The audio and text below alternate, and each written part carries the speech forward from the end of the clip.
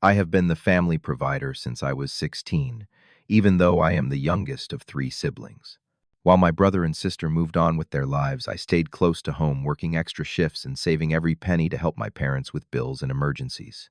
I never complained about it, because that is what family does, right? At least that is what I thought until that Sunday dinner when my father said words that shattered everything I believed about my place in our family. Before I share how my entire family crumbled after I finally stood up for myself, let me know where you are watching from and hit that subscribe button if you have ever had to make the difficult choice between family loyalty, self-respect. Most people would not expect a 28-year-old software engineer to live in a modest one-bedroom apartment when they make six figures at a successful tech company. But that was my reality. My name is Michael, and I had been working since I was 16 years old when my father lost his job during the financial crisis, and our family nearly lost our home. I still remember the day I handed over my first paycheck from bagging groceries at the local supermarket. The relief in my mother Linda's eyes told me everything I needed to know about how dire our situation was. I worked through high school and paid my own way through college, becoming the first in my family to graduate. While my friends celebrated with trips to Europe or down payments on new cars, I used my graduation money to cover 3 months of my parents' mortgage. It was not that I was selfless. I just could not imagine doing anything else. They were my family. My father, James, never quite recovered career-wise after the financial crisis. He bounced between jobs, always claiming they were beneath him, or that his bosses did not recognize his talents. My mother worked part-time at an elementary school cafeteria, but her income barely covered the groceries. Between them, they maintained the illusion of middle-class stability, but the reality was that I was the one keeping the lights on. My older sister, Amanda, 32, was a kindergarten teacher married to a physical therapist. They had two kids in private school, and a lifestyle that stretched well beyond their means. Every few months, like clockwork, Amanda would call me about some emergency, car repairs, house problems, or most commonly school tuition payments she could not make. I had been quietly covering her children's education for the past 3 years. Then there was my brother Thomas, 30, the self-proclaimed entrepreneur. His business ventures ranged from drop-shipping exotic pet supplies to developing an app that would revolutionize the way people order coffee. None of them ever succeeded, but all of them required startup capital that somehow always came from my bank account. I had also been covering his rent for the past year whenever he claimed his investors were just about to come through. Family gatherings were exercises in cognitive dissonance. We would sit around the dining table in my parents' house, a house whose mortgage I often paid, and they would talk about their lives as if they were self-sufficient adults. No one ever acknowledged that the turkey on the table, the roof over our heads, and the tuition bills for the kids were all paid for by the youngest person at the table.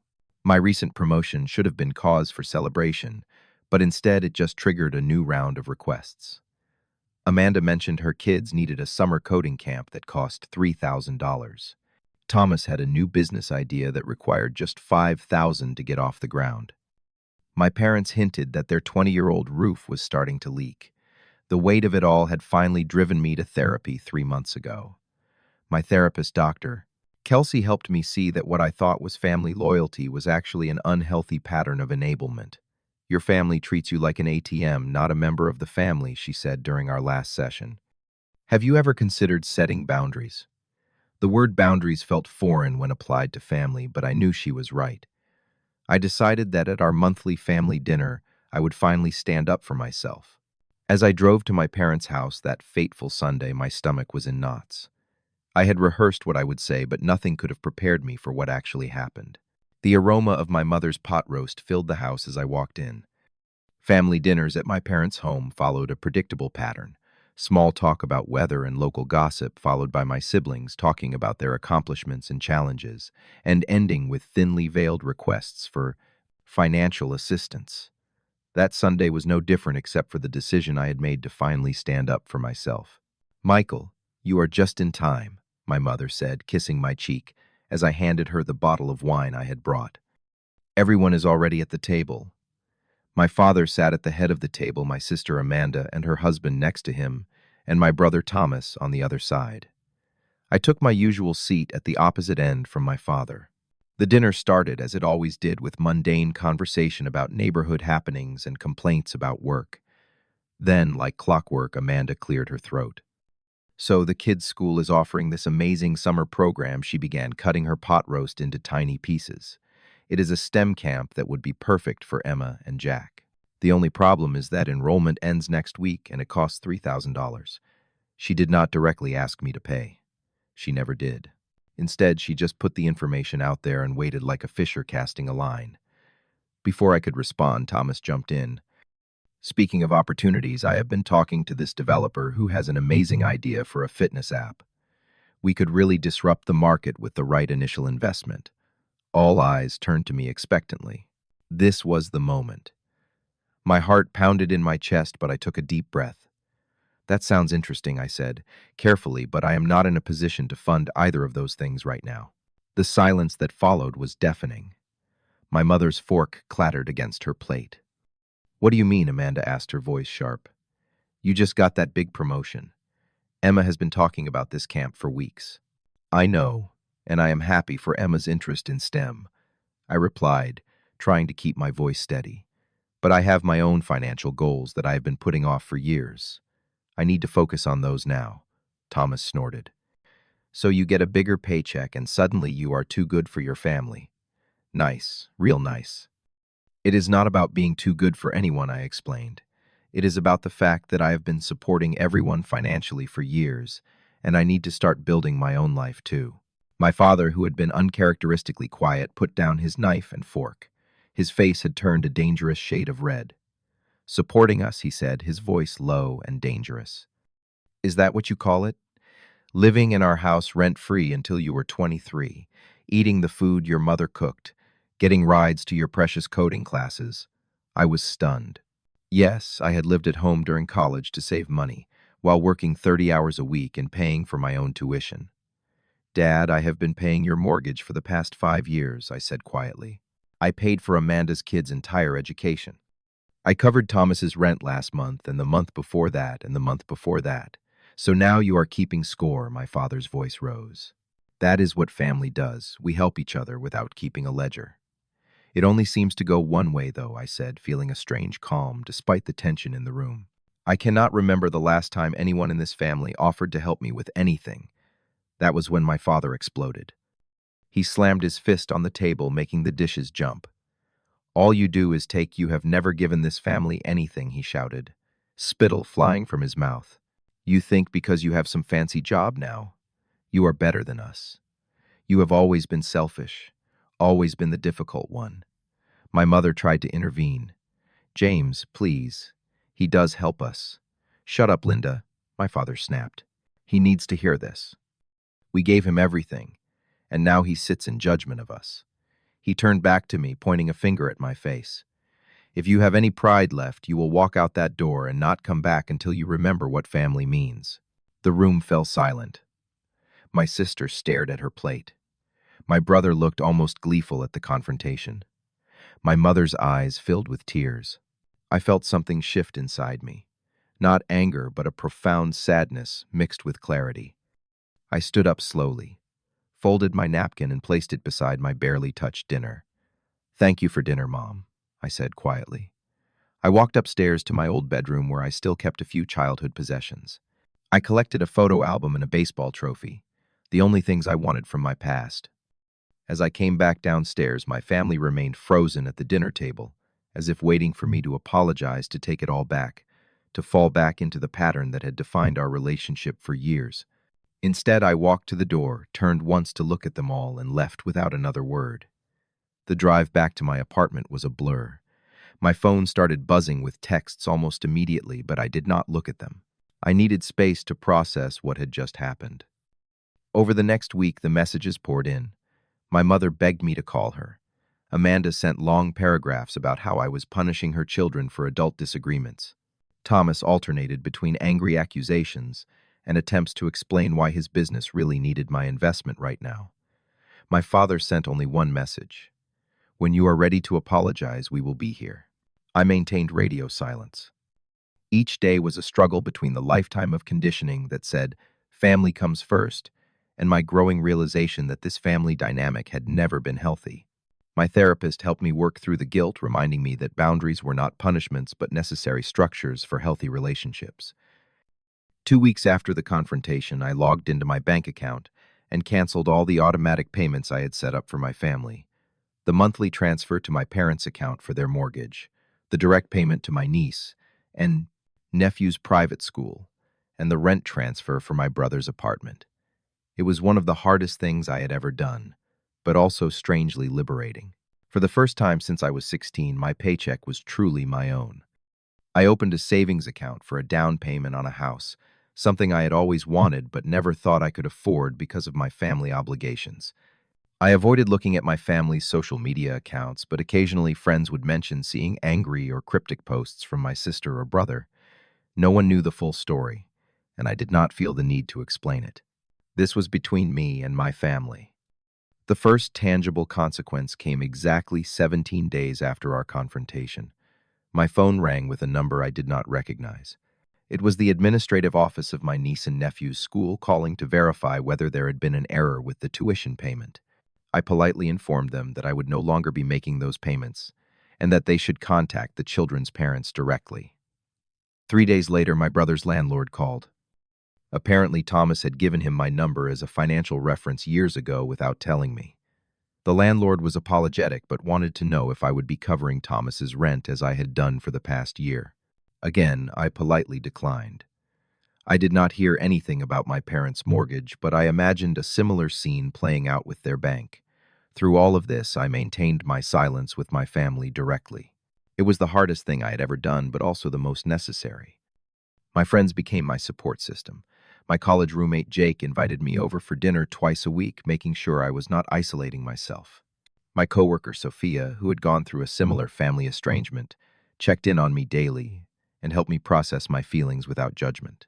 Meanwhile, my therapist helped me see that what I was experiencing was a form of grief, mourning the family I thought I had, or perhaps the family I had always wished for but never truly existed. Exactly 1 month after that fateful dinner, my phone lit up with my sister's name. Against my better judgment, I answered. Michael Amanda's voice was thick with tears. Why did the tuition payments stop? The school called me in for a meeting. They are threatening to remove Emma and Jack if we do not pay by the end of the week. The question was so lacking in self-awareness that I almost laughed. Instead, I took a deep breath and texted back a simple response after hanging up. Thought I never gave this family anything.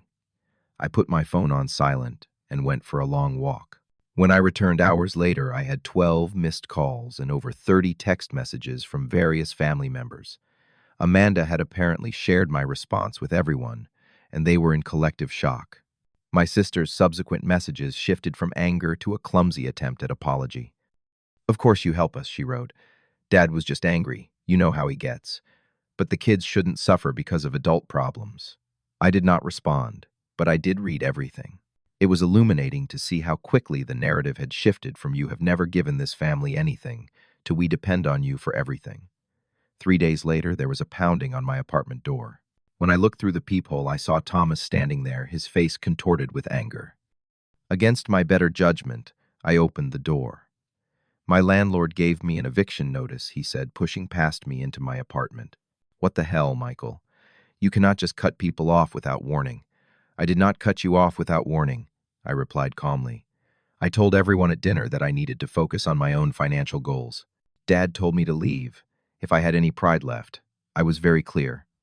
That was just Dad being Dad, Thomas said dismissively. You know how he island. You cannot take that stuff seriously. I do take it seriously, I said. And you should too. You are 30 years old, Thomas. Why am I still paying your rent? Because my business is about to take off, he shouted. I just need a little more time. You have been saying that for 8 years, I pointed out. Maybe it is time to try something else. Thomas's anger shifted to something more calculating. Look, I know we have not always appreciated what you do for us. I get it. We can be better about that.